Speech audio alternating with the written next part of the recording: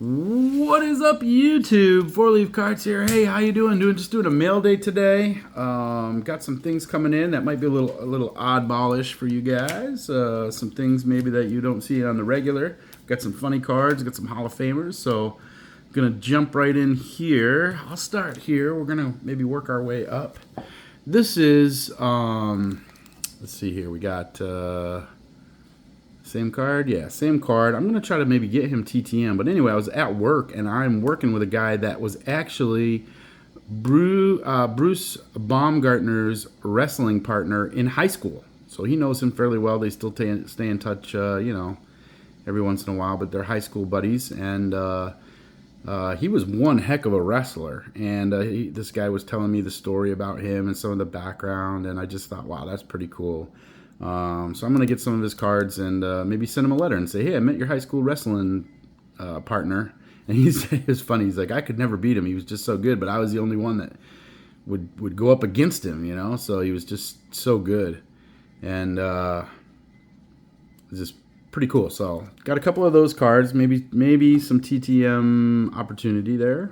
We'll see. I got to find some time for that. Let's do some funny cards. Here's one, Kevin Young. I don't think I had this one yet. The big bat. And this is a classic with the winter balaclava on. A little Jay Buhner action. Jay Buhner's got some funny cards.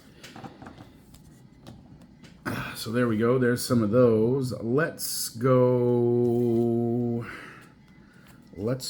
old school, back to an Arm & Hammer collection way back when.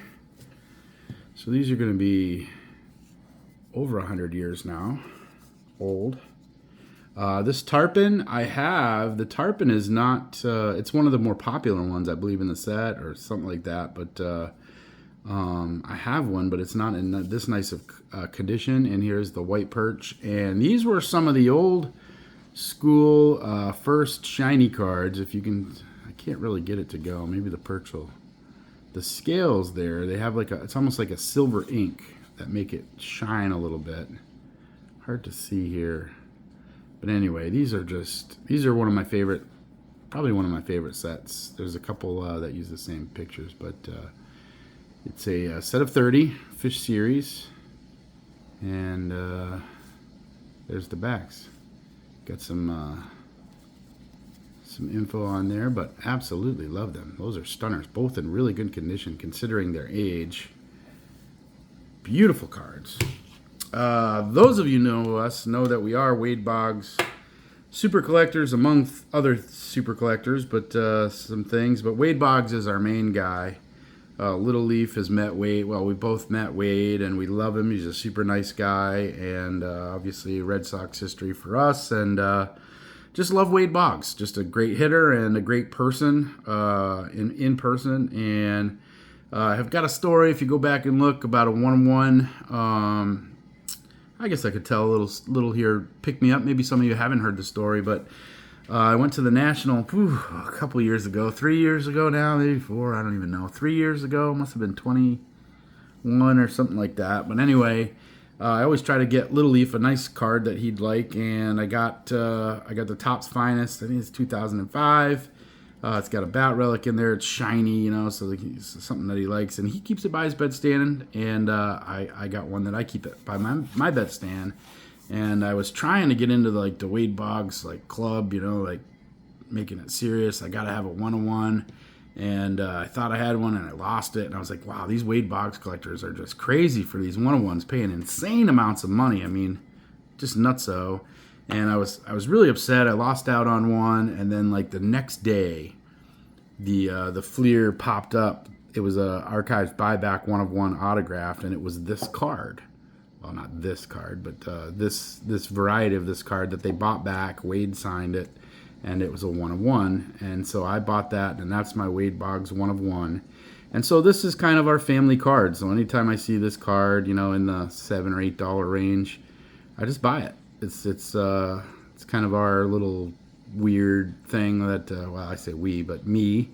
I just love it. It's got good shine. It's got a nice picture. It's kind of a simple, not too fancy, but it's fancy. It's like fancy in a classic way. So this one popped up, and it was, price well enough that bought another one. So we got a couple of those in the collection, including the buyback 1 of 1.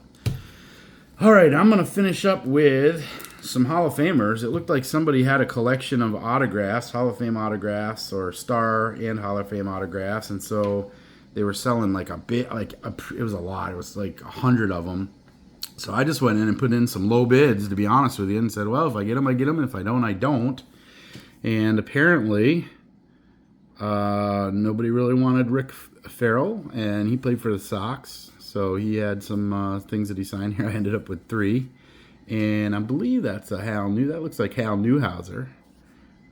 So these were all, I don't even know. It's like a couple bucks. It was nothing crazy. I didn't put any high bids or anything. So I'm surprised I even got any of them, to be honest with you. But 3 Rick Farrells would be nice. Maybe we can do something with that. Put maybe 1 or 2 in the giveaway pile or something like that. But they all look pretty legit, so I went for it. So there you go. We got some funny cards, some old school kind of oddball things. We got some Hall of Fame autographs. A nice little thing of mail day here.